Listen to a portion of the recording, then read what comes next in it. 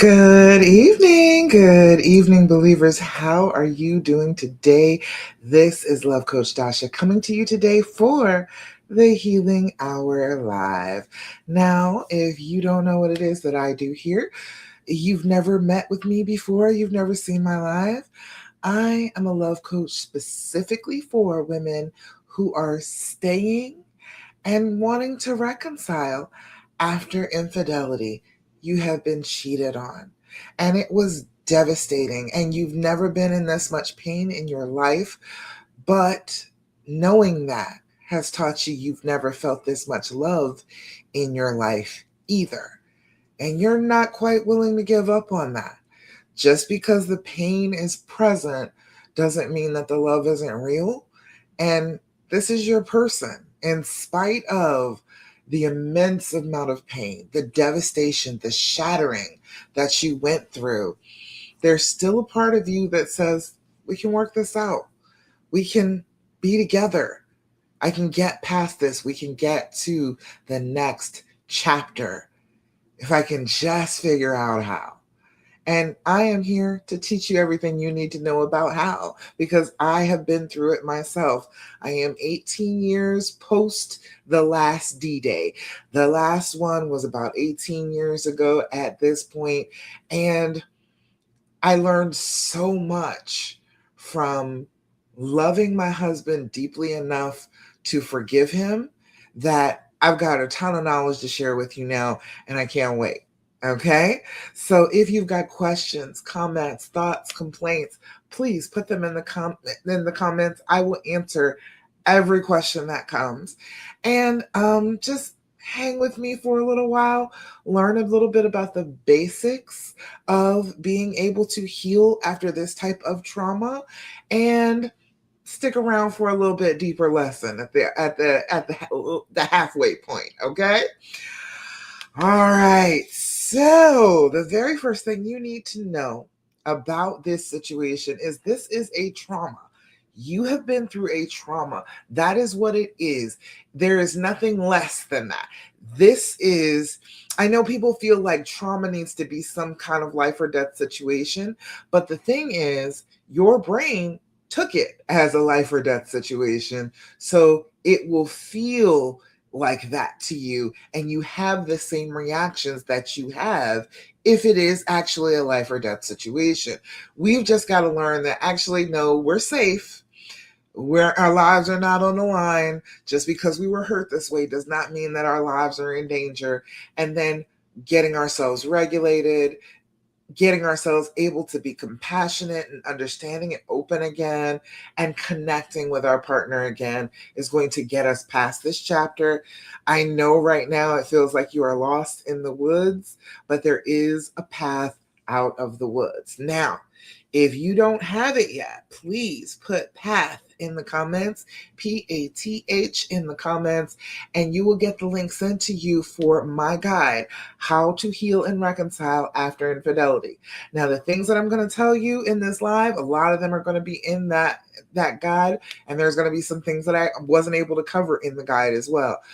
These are the 6 steps that I took myself personally, that I experimented with, that I used over and over and over again, that I taught over and over and over again, that got success, that got you to a place where you were not feeling like this trauma was ending everything.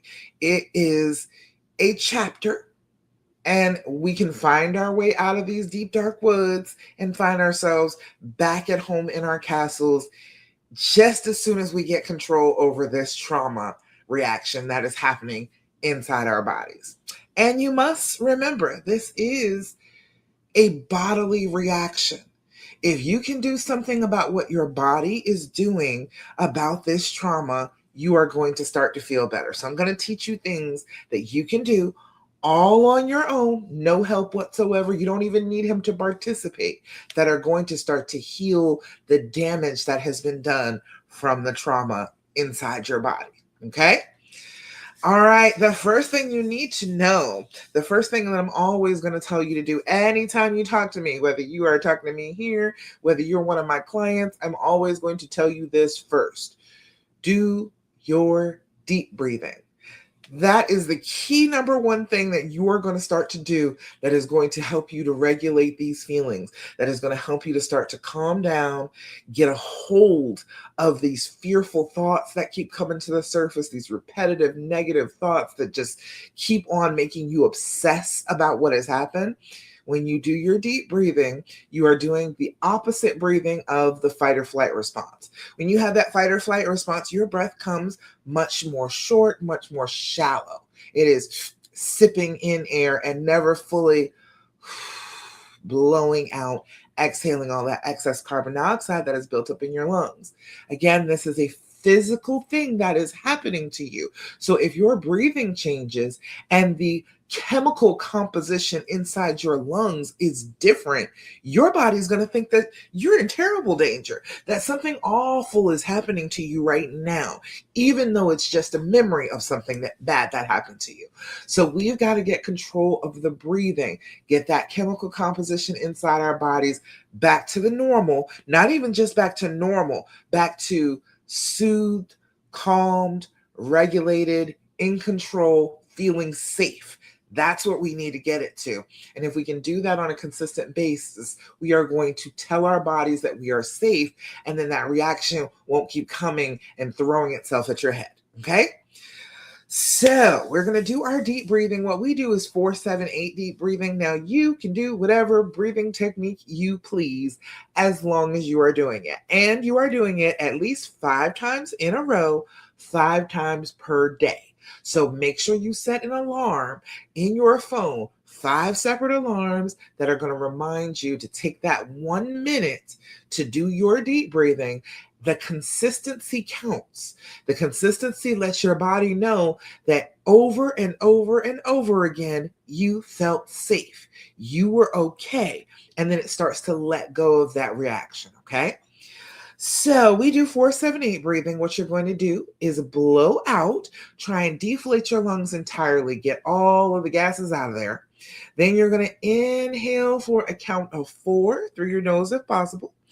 Hold that breath for a count of 7 so that your body can use the oxygen you just breathed in.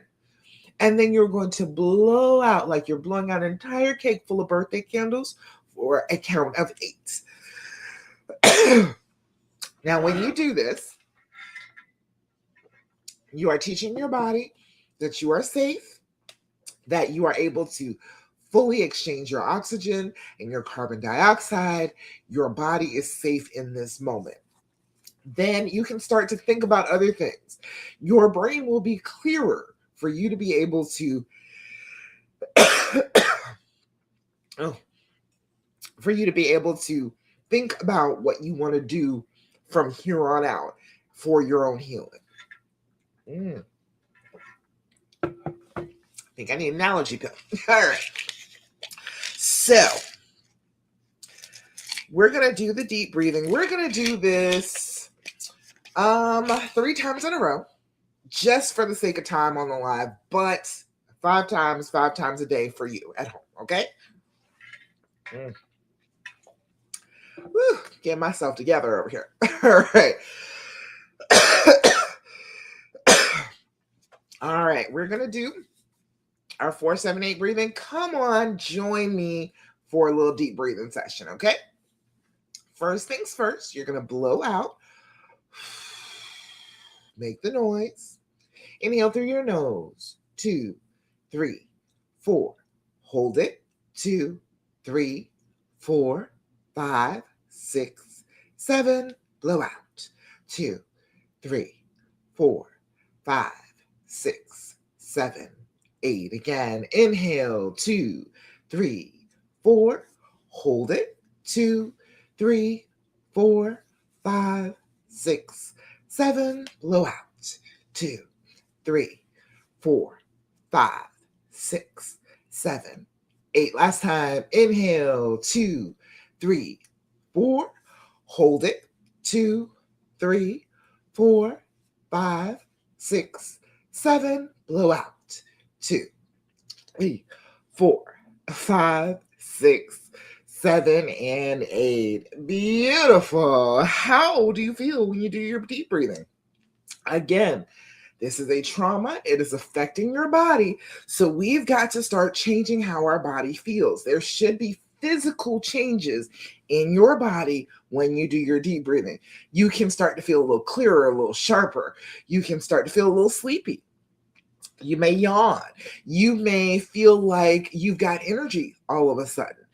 There are all sorts of ways that it affects you because you are fully inhaling and getting oxygen into your tissues, and you are exhaling and releasing excess carbon dioxide. Very basic thing. This is one of those things that is always going to work when you are having some kind of traumatic response because it teaches your body that you are safe in the moment. You are consistently reminding your body that I know that it feels scary, it feels dangerous, but I'm actually okay. And the more you convince your brain of that, the more you send that message, the more likely your brain is to believe you and then start to be able to function like it's supposed to, not fearfully all the time, but practically, thoughtfully. Okay? All right. Let me know in the comments how it is when you're doing your deep breathing. Let me look in the over here. I am live right now in the Love After Cheating group. If you are not part of my Love After Cheating group, come on in here, join my Love After Cheating group. It is all about just women who are staying and reconciling, healing. There are plenty of women in here who will help you. There are plenty of women who have experienced what you have experienced, and they have learned from me, and they have gotten past those dark, dark woods. They've come back into the sun. I want you to talk to them. I want you to be amongst other people who are doing the same thing you are, that are not trying to tell you that you're wrong for trying to stay and work it out. You don't need that type of pressure. If you are choosing it, you are making the right decision, and you shouldn't be shamed for it, and nobody should give you a hard time about it. So come join Love After Cheating if you want an environment like that. It is excellent for your growth as you are healing. I'm also live on my Love Coach Dasha YouTube page and my Love Coach Dasha Facebook page as well. So you can catch me lots of places live on Thursdays. All right. So I can see everybody in the groups. If you've got anything, questions, comments, thoughts, complaints, anything you want to say, anything you want answered, put it in the comments. I will check back periodically and I will answer every question that comes. All right. Second thing that we're always going to talk about every time we get together, because it is a way to manage this trauma, is to do your journaling. Are you doing your journaling? Have you sat down with your journal in the last week? In the last month? Do you have a journal? Do you have a pen? I need you to get on this. I need you to take this seriously and go buy yourself a journal, one that you will write in, one that you are happy to open.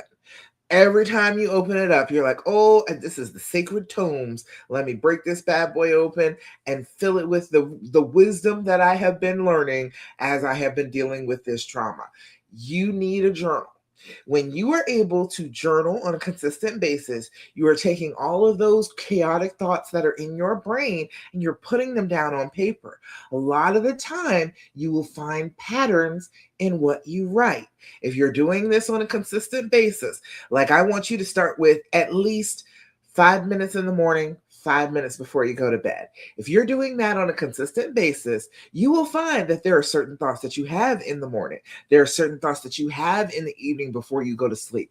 There are certain things that will repeat, and you will be able to find them because you're writing them down. When you are going through a trauma, your memory is affected.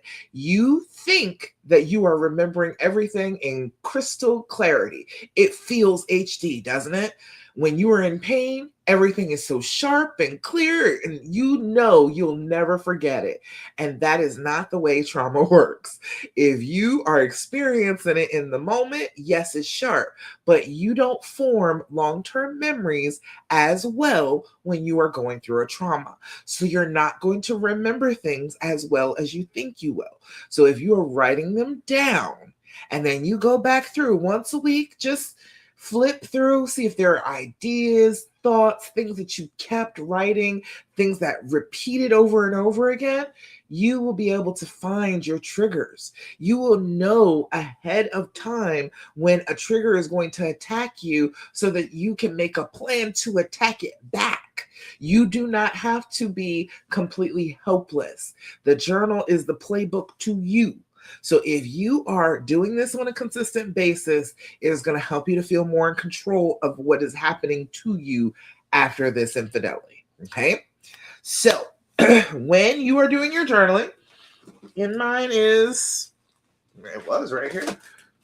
I thought it was right there. Okay. Well, if you are doing your journaling, what you want to do is your date, your time, and your level of anxiety. Now, your date and time are to show you when things happen. If you can know, okay, every Thursday about 9 p.m., I'm feeling kind of tense, then that means come and join me for the Healing Hour Live, okay? But it also means you've discovered a time when you're triggered. And so you can go back a couple of steps. Okay, what happened earlier in the days on Thursdays? Is that, oh, that's the day that he works late and I'm anxious about it, what he's doing, and if he's really at work and if it's really a serious thing or not, or if he's really not doing anything wrong and I'm just being paranoid. Then I get triggered and then I want to confront him and then I start a fight every Thursday night.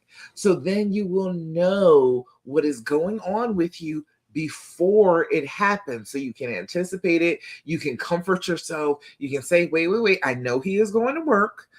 He is bringing in the appropriate amount of money for him working these late nights. I know that it is correct that he is going to work. I do not have to sit here and freak myself out about it and get all paranoid. That is where he is. I know that. I have evidence of it. It's okay. If you don't know that the trigger is coming, it's hard to collect evidence against it. Every little thing makes it seem like it's true if you don't have any time beforehand to collect some evidence against what the thought is, that negative thought in your head. So if you are consistently paying attention and you know every Thursday, that's a day that you're going to be tense. That's the day you're going to feel tight and paranoid and feel like you want to start a fight. Then you are going to know, okay, well, I know that happens. So I'm going to go and do a little self-care. I'm going to go out and treat myself to a little milkshake. And I'm going to sit in the car and play music until I get into a better mood. Any type of thing. It doesn't matter what it is. You can interrupt that thing that is happening, this trigger that is happening to you inside your brain after this infidelity. So I want you to be paying close attention by putting down your date and your time when you're doing your journaling. Then you're going to do your level of anxiety. Level of anxiety is so we can put a fence around these feelings. They can only get as big as you are. That's it. They can't get any bigger. They cannot step on you like Godzilla. They are not going to get any bigger than you are. And that is a 10. You are all filled up. Okay. A 0 is you're feeling no anxiety, no tension, no stress whatsoever. Things are great. All is right with the world. Put that in your journal. You want to know the days that you feel like that, because the trauma in your brain will tell you that every day is awful. It's miserable. It's always raining. You have a dark cloud over you at all times. It will tell you that, and it will be a lie because it's just trying to keep you protected. We talked about that last week. But you don't have to believe it, and you will have evidence that it's not true because you'll have been writing it in your journal. 10, on the other hand, 10 is a complete loss of control. 10 is I want to rip my hair out, tear my clothes off, run screaming down the street naked because I am out of control of myself. I do not have the wherewithal to gather myself and calm myself down. I am freaking out. I am screaming. I am throwing things. I am arguing even when I know I'm not making any sense. That is all happening when you are a 10. You can't sit and use your journal if you are a 10. So don't sit down with your pen in your journal and say, oh, I'm a 10 right now. You are not. You are at least in enough control to be able to write. So you've only got to be at least like a 9. 10, you're throwing the book. You're throwing the journal. You're throwing the pen. You're stabbing the mattress with the pen. You've lost control of yourself. So you are not able to sit there and journal. So if you're able to sit and journal, it's not quite a 10. Might be an 8, maybe a strong 8.5, 9, could be that, but it's not a 10. If you're doing this on a consistent basis, you write it at the beginning, what your level of anxiety is, and then after you've written in your journal for about 5 minutes, you see where your level of anxiety is. Chances are it will have come down. Your body is saying, oh, she's listening. She knows that this is terrible. She knows that we're scared. She's listening. She's writing it down, and it's in the special book she likes writing in, the special book she comes back and refers to. This is where we talk about this trauma. So she's writing it down in there. So it must be okay. We can let it go. A lot of the time, if you get in the habit of doing your journaling, the negative thoughts will start to leave you alone. You'll take whatever negative thought surfaces first thing in the morning or right before you get ready to go to bed, take those thoughts that bubble up to the surface and write them down. And then your brain will say, oh, she heard us. It's fine. She's taking care of it. It'll be okay. All right. All right, let's see. What's the next thing? The next thing that I want you to remember to do is to develop an attitude of gratitude. I know it's hard to be grateful when something this traumatic has happened to you. I know that the fear and the pain tell you that there is nothing to be grateful for, that this is miserable, it's awful, it has been terrible for you. There is no fixing it, there is no healing it. I understand that is what your brain is saying, but that's not true. That is just part of the fear response of that fight or flight system in your body. It is trying to make you believe that everything is awful so that you will hide, that you will isolate yourself, like we talked about last week. So if you are hiding and isolating yourself, then that means that you can't be connected to anyone or anything because you are hiding under a rock. You can't be connected to other people under a rock. Not even this person you love so much you are willing to forgive them for cheating. You still won't be able to be in connection with them if you keep listening to what the fear and pain are talking about. When you counter that with gratitude, you are intentionally telling your brain, hey, I understand bad things have happened. I understand that there are things that I should grieve over right now, but there are also wonderful things. There are also wondrous, amazing things on this planet that I am so happy for. And everything is not bad all the time. And then you can prove to your brain that it's lying to you. It's, again, lying to you, telling you everything is awful because you have all of these things that you have been training yourself to be grateful for, to remember that you are grateful. It interrupts the loop in your brain of those negative thoughts that just keep going and going and going. If you interrupt it with gratitude, a lot of the time that will fall apart. That loop will fall apart in your head. So, I want you to, first thing in the morning when you're doing your journaling and right before you go to bed, think of 5 things that you're grateful for. Put them down in your journal. Have a running list because at the end of 30 days, you are going to have a ton of things that you are objectively grateful exist. Your brain can tell you that everything is bad all it wants to, but you have an entire list of beautiful, wonderful things that make your heart soar. And this negativity is not the only thing. It is a good world that you can be happy. There are things that make you happy, and you don't have to hide behind this pain forever. Okay. And I always want to do Thirsty Thursday. I give you an opportunity. Put what you're grateful for in the comments. Let me know, and I will share. I will shout you out, and I will share with everybody the beautiful, wonderful things that you have to be grateful for. If you just stick them in the comments for me, I will share each and every week what you are most grateful for, the things that make your heart feel full, that open it up, that make you want to be a part of this life, the things that make you feel like, oh, everything's not so bad. I want to hear about those things. Okay. All right, let's see. Last thing before we get into the lesson for tonight, I want you to stop asking him all those questions about the infidelity. I know that that's a difficult thing. I know I'm asking a lot. I know I am asking a ton of you to not ask the question because it's another trauma response. This is the effects of trauma on your body. Your body says, I need to know all the information I can possibly know about this threat. The problem with that is not the information. It's the fact that you're considering him a threat in the first place. You are categorizing him by putting him in the place of something dangerous you need to know about. Our brains do it automatically. We can pick out the shape of a snake or of a spider and a cluster of other pictures because our brains want to know about a threat. Our brains are set to recognize things that could be a threat.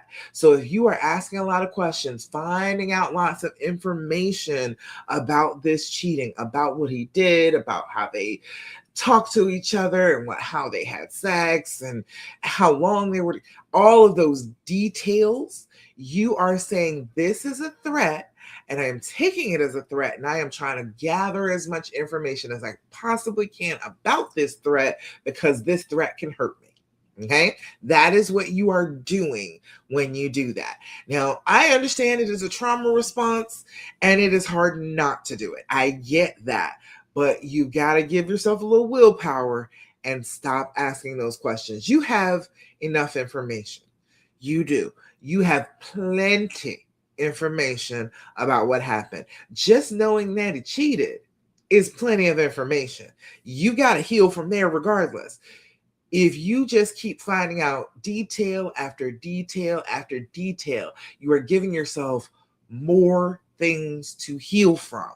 When all of it together is the problem, all of what happened, each little bitty piece is a part of the whole picture of I was cheated on, this person committed an infidelity against me, this person betrayed me. Whatever the details may be, you don't need to get all in depth with them because you already know the big major picture thing is this person cheated. All right. That's what we're healing from.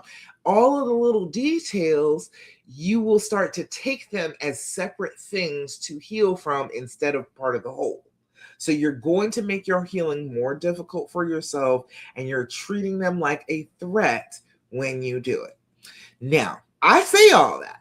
I still understand that that is a trauma response. It'll make your brain itch trying to ask him, not to ask him a question. I get that. So I will give you another choice instead. All right. Try these out. These are the cards from the good people at the Skin Deep.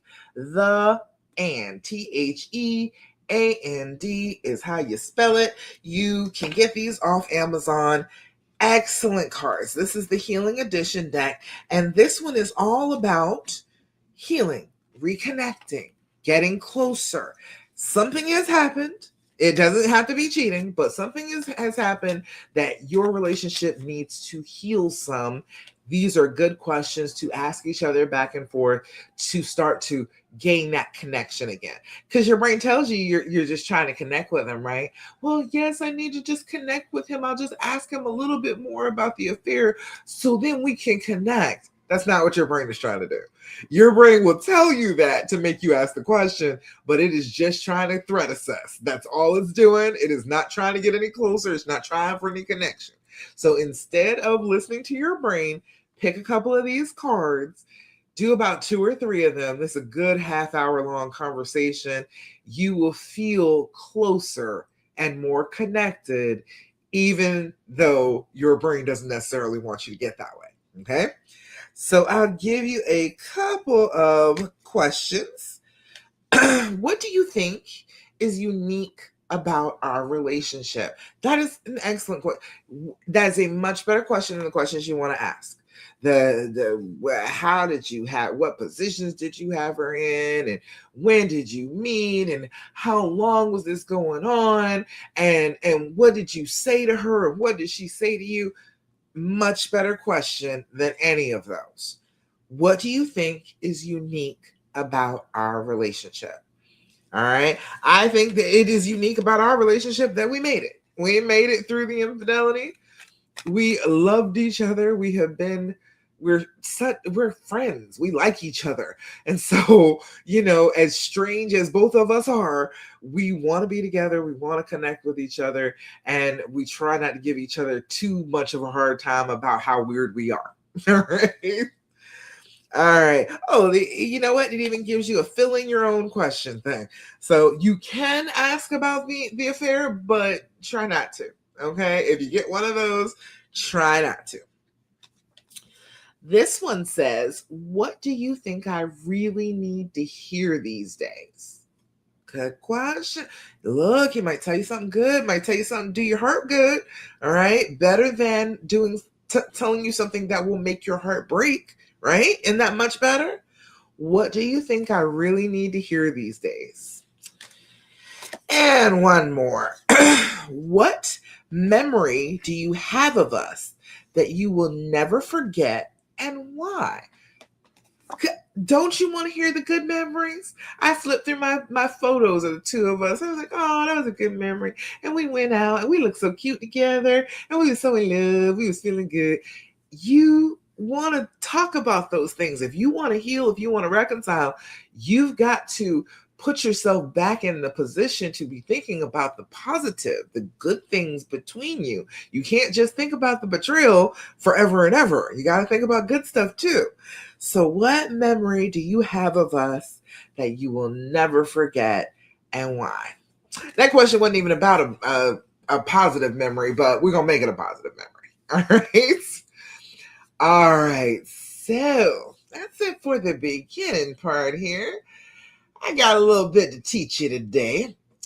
And we're going to talk a little bit today about the difference between fear and intuition. I think that is a super important thing for you to know about, because your trauma will try and show up as your intuition. It will try and convince you that the fearful reaction is your intuitive reaction just to get you isolated. All right. Your body will try and trick you. Your mind will try and trick you into doing this. One of the questions I hear all the time is, how do I know if this is my intuition? How would I know the difference? All right. Most people think that gut feeling is your intuition. It's not. It's not. Your gut being involved, that twisting, that, oh, I feel a little sick, that is actually part of the trauma response in your body. That is, again, a physical thing that happens to you when you are anxious, when you are fearful. What happens is your digestion slows down. That's what that feeling is. Your digestion slows down, almost comes to a stop. You may feel like you have to go to the bathroom. You may feel like you're gonna have diarrhea. You're like, it's like the whole bottom drops out. But that is what that feeling is your digestion changing because you are having a fight or flight response. Your body wants to shed stuff when you're in fight or flight. It's like, get rid of that, got to make you lighter so you can run. All right. That's what it's doing. So that gut feeling that most people describe most of the time, that is fear, and it's not intuition. Okay. I want you to start recognizing what happens when your body, when you're feeling fearful, when you're feeling triggered. I want you to take this as an exercise for this week. I want you to pay attention to when you feel triggered and how does your body feel. Experience it. Take a few deep breaths and pay attention to your body head to toe. Are your feet sweating? Does your head feel like there's a band around it? Does your heart pounding out of your chest? Is your throat dry? Is your stomach upset? Check out what is happening when you are triggered. That will give you a very clear indication that it's just fear and it's not your intuition. If you get that feeling and you're like, oh, is this my intuition? But it happens every single time you are feeling anxious and you are feeling fearful, it's fear, it's not intuition. Okay. All right. So let me tell you a little bit about what the fear sounds like, okay? That panic, that when your brain has triggered off and there's some adrenaline pumping through your system and your body starts to feel those changes. Fear feels urgent. Okay. First, it's I have to get this message through to you. You have to understand things will go catastrophically wrong if you don't hear this message. And that's another thing. It's very much all about the catastrophe. Everything is going to be terrible. You got to listen right now, or the entire world is going to fall apart. Okay. Um, the fear is certain. It is certain that the world is going to fall apart. It is certain that right this minute, if you don't hear this message, you are in super danger. This is a life or death thing. Your brain is certain that that is what the situation is. Think about the certainty you feel when you are feeling triggered. Do you feel that certainty any other time in your life? Do you feel so sure about things on a regular basis? I know I didn't. It was frightening to have that fear be so certain that things were going to end in catastrophe. It was terrifying to me because I had never been that certain about anything in my life. Okay. Think about it for a minute. Most people have not. Most people do not feel that level of certainty on a day-to-day basis. We're all just winging it out here. We're doing the best we can with the knowledge that we have, but we're not certain about damn near anything. So that certainty should let you know, oh, this is a trauma response. This is fear. Okay.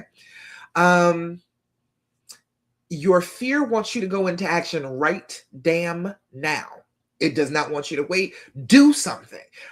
Talk to him. React to him. Start yelling. Make a scene. Do something right now because the feeling feels so bad, you want to change it somehow. So it demands immediate action. And then the fear speaks in absolutes. It is sure of everything. He is lying. I know for sure he is lying. He never does this, that, and a third. So that must mean that he's lying. It is very sure about everything. Okay. And it's loud too. Your fear is loud. Most of the time, you can't hear your intuition over your fear. Your fear is loud. But just because a thought is loud does not mean it's true. There are a lot of loud thoughts that go off in your head that are not true at all. So you got to start recognizing when your body is trying to be super sure and super loud, that chances are it's just feeling fear. So things like, he is definitely lying. He is lying. I know he's lying. That's usually fear. If I don't ask him something right now, if I don't ask him about this part of the affair right now, something bad is going to happen. I'm not going to be in control. I'm going to be hurt again. I am going to need to crawl under a rock if I don't ask them this question right now. It wants action right now. It's very urgent. It's very loud. And it's super uncomfortable inside your body. Like I said, those are all physical things that are happening because your body is getting ready to fight or run real fast. So you are actually having physical things happen to you that are super uncomfortable. Your muscles will start to shake. Your palms will start to sweat, your jaw will clench, your vision will actually narrow down to just what's in front of you because the blood flow to the rest of your eyeball has decreased. It is focusing in on just what's right in front of you because that is where the danger is. All the stuff on the periphery, we're not worried about. We're right here. All right. All those things physically are happening to your body because your body is getting ready for a confrontation. If you keep letting it get ready for a confrontation, you're going to have confrontations with him. Then you are trying to heal, and then you have a confrontation. And then you're better and you're kinder and you're trying to heal, and then you have another confrontation. So you start to look like you don't know what you want. Like you're all over the place. Sometimes you're nice, sometimes you're confrontational. Okay. Now, the wisdom, the intuition. What does that sound like? Right? It's the exact opposite of the fear. Your intuition usually is not going to make your body feel like that. It's not going to make your heart pound out of your chest. It's not going to make your breath come short. It's not going to have your palms sweating. Your intuition is calm and it is curious about things. It's not certain about things. It's like, I should keep an eye on that. Not, I'm sure that this is bad and I'm in danger. No, it doesn't do that. It just says, I should probably check that out. All right. I'm curious about what is going on here. Your intuition is patient. It's patient with you because it's waiting for you to hear it. Okay. And it will be patient with other people once you get it back in contact with it. Your intuition doesn't panic. That's what that is. It's a panic response. When your body is doing all that stuff after a trauma, that fight or flight response is a panic response. So your body is not panicking when you are experiencing what your intuition is trying to say to you. It doesn't need immediate certainty. It doesn't need immediate action. It wants to be curious. It wants to wait a little while. It wants to see what happens next. It wants to track some patterns. It wants to discover instead of just act. Okay. Your intuition says something feels a little off here. I'm gonna start paying a little bit more attention to this particular thing. It says I don't have enough information yet.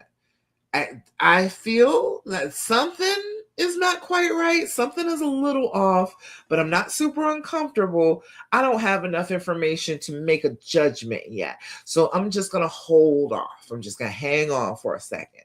And your fear is quieter. You should always come back to that. Your fear, your intuition will whisper to you. Your fear screams. The intuition will whisper to you, just quietly, calmly, and it's a very certain voice. Even if it is curious about something, it's still a very calm, very certain voice inside you, instead of that screaming, anxious voice that the fear comes in. You know what I'm saying? I know you know what the fear sounds like in your head, right? It sounds very strident. It feels like somebody in distress. And your intuition doesn't feel like it's in distress. It feels like it knows, and it's just trying to give you a little tip so you will know too. Okay? Fear wants you to react. Your wisdom, your intuition, it invites you to respond, not just react, not just, this is a thing and let me jump on a reaction to it. Your wisdom lets you think and plan and consider slowly in a measured way, so then you get to respond appropriately. You don't have to just have a reaction. You can have the appropriate response. Okay.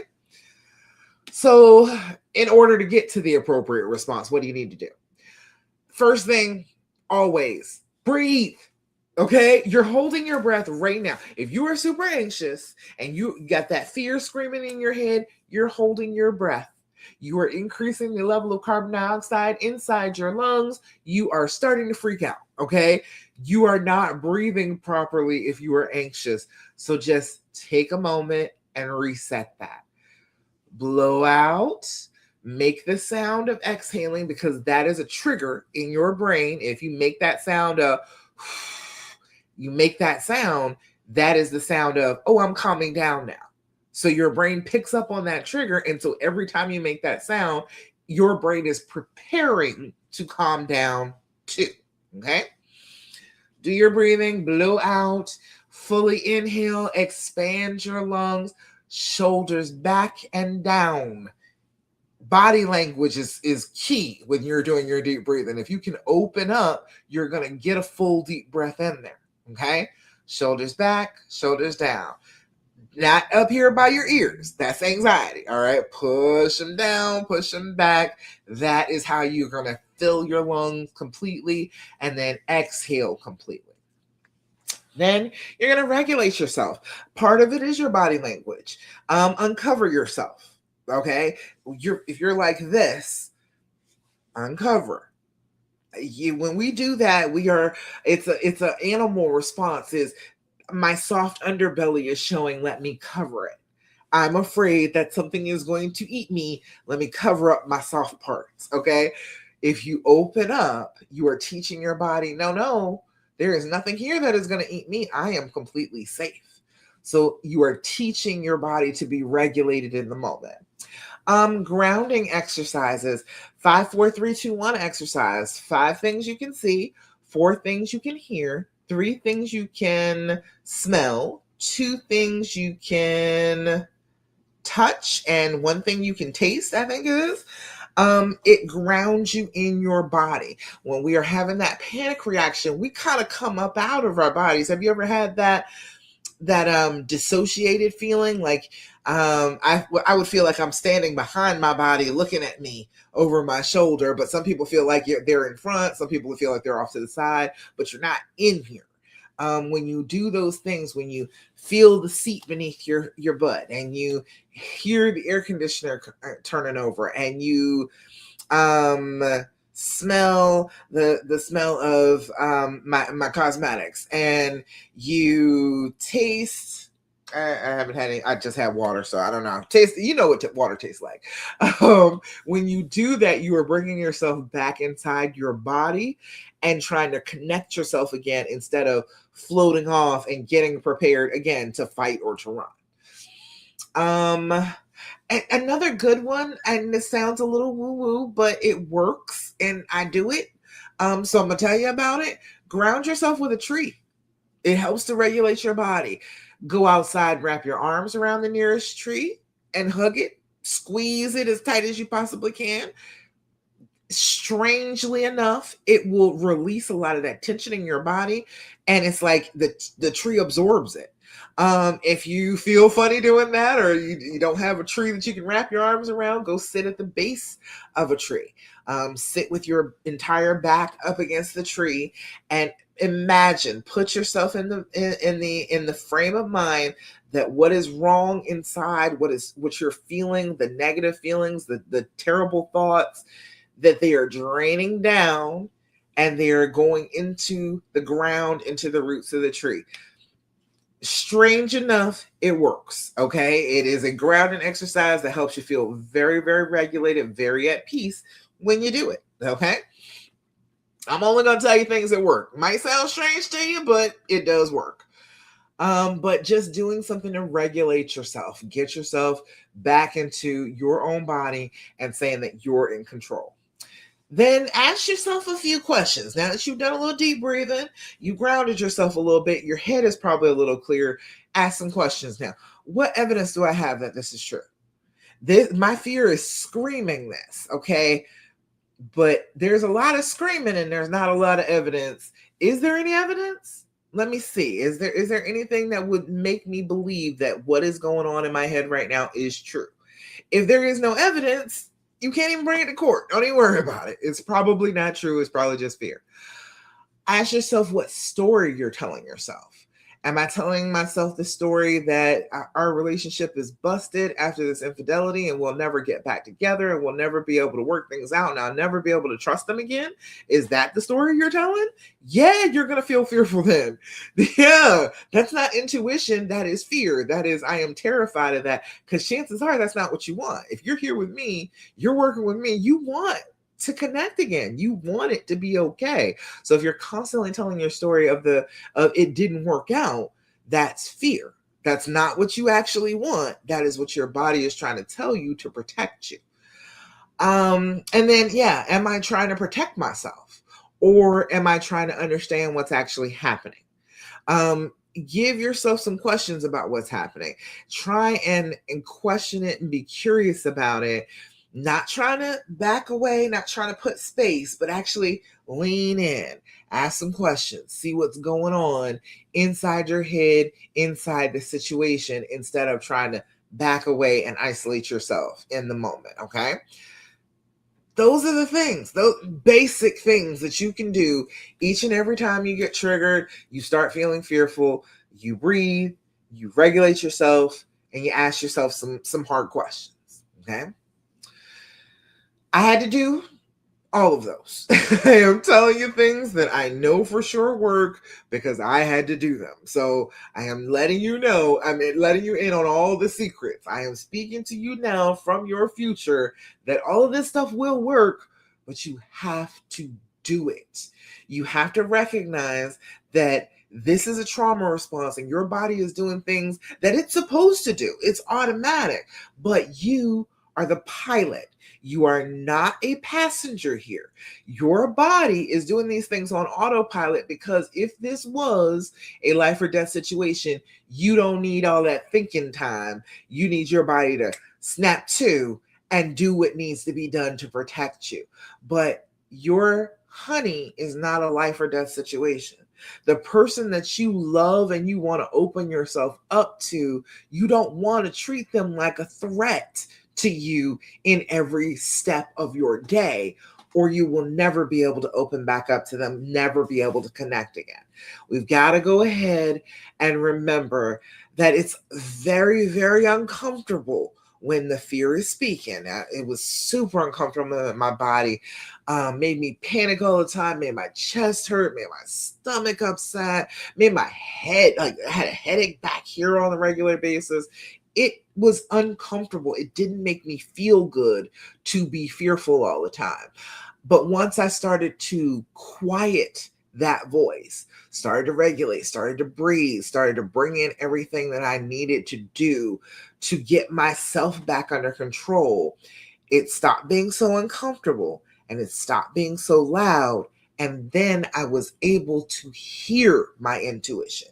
Then I was able to get to it. I wasn't able to access it with all of those sensory inputs, your body going haywire and your brain going haywire at the same time. You can't hear your intuition. You can't hear a damn thing but the fear. So if you're able to stop, breathe, regulate, ask some good questions, bring yourself around, ground yourself in reality, you're going to be able to access your inner wisdom much, much easier. Fear shouts. It's loud and insistent and urgent and scary. Wisdom is going to whisper to you. It's not going to scream for your attention. It is going to say, I'm going to say it one time. If you're listening, fine. But if you're not listening, you're going to miss it. That is what happens with your intuition. It is not screaming at you over and over. It is coming to you in quiet moments when you are still and when you are at peace, and you need to be ready for those moments to be able to catch your intuition and what it's really saying. Okay? Your goal is not to stop feeling fear altogether. That's insane. We can't do that. And that's not even something that is possible to do. We've got to learn to stop letting fear become the loudest voice in our entire lives. Fear doesn't want us to have a happy, connected, fun, loving, sexy life with somebody. It doesn't want that. It wants us to isolate. It wants us to be away from what it perceives as threats. It will try its best to keep us sheltered, even though what we long for is the connection with our person. So if you are having difficulty hearing your intuition over the fear, I have an opportunity for you to talk with me on an After Infidelity clarity call.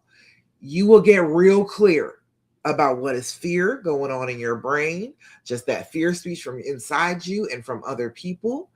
And you will get much clearer on what your intuition is telling you, because your intuition is tied in with that love that you feel.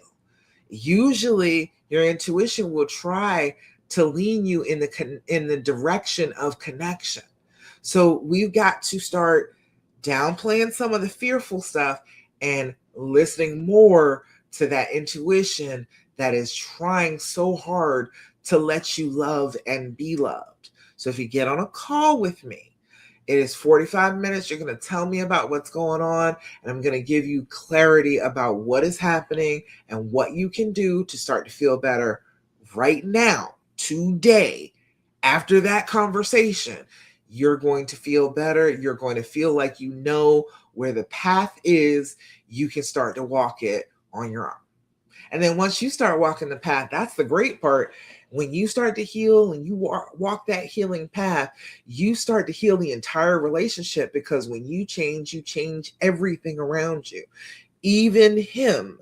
Even if he is not cooperative, when you start to do the work of the healing, it spreads. That's why that thing, if mama ain't happy, nobody's happy. Because when we're unhappy, it spreads to other people. But when we're happy and we're at peace, as women, we change everything. Everybody can be joyful when we are feeling joyful. So you got to remember that on your day-to-day life, that you are going for spreading the happiness, spreading the joy, spreading peace, and not spreading misery and bitterness and fear. Okay? All right, so you can join me in the comments. Let me know how you feel about that.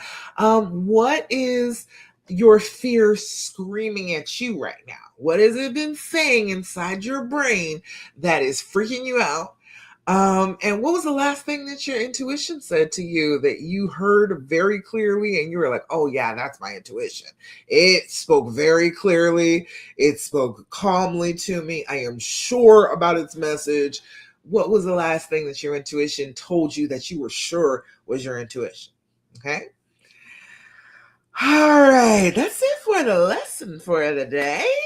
I've got one more thing to teach you about real quick before we go. Those 4 things that I taught you at the beginning: do your deep breathing, do your journaling, do your gratitude practice, and stop asking him all those questions. All of those were things that you can do right now in yourself without any help to start to mitigate the effects of trauma on your body and your brain. I got one more for you. The last one we're going to talk about today is doing your affirmations. Woo, the affirmations will save you if you let them, okay? Your body and your brain are so tense and so and want you to be so isolated. They will tell you you're the problem here. You are awful. You aren't good enough. You're too fat. You're too stupid. You're too this. You're too that to have love. And that's why you got cheated on. That's why you're hurting like this. Tell you awful things about yourself because it wants you to be fearful and it wants you to be isolated. So instead of listening to that, we've got to start doing our affirmations. Each and every morning, first thing when you wake up, go in the bathroom, look yourself in the mirror and tell yourself an affirmation like you mean it. Say it like it's the most true thing that you have ever said in your entire life.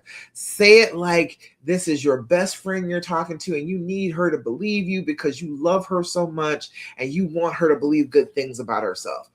Say it like that. Put that idea in your brain and then say your affirmation to yourself in the mirror. And then all day long, when your brain starts to pick on you, when it starts to say that you're not good enough, not smart enough, not pretty enough, you come back to your affirmation and you acknowledge that, no, I am good enough. I am smart enough. And doggone it, people like me. Okay? That is what I want you to do consistently. All these things are about consistency. If you do them consistently, you are interrupting the trauma response inside you.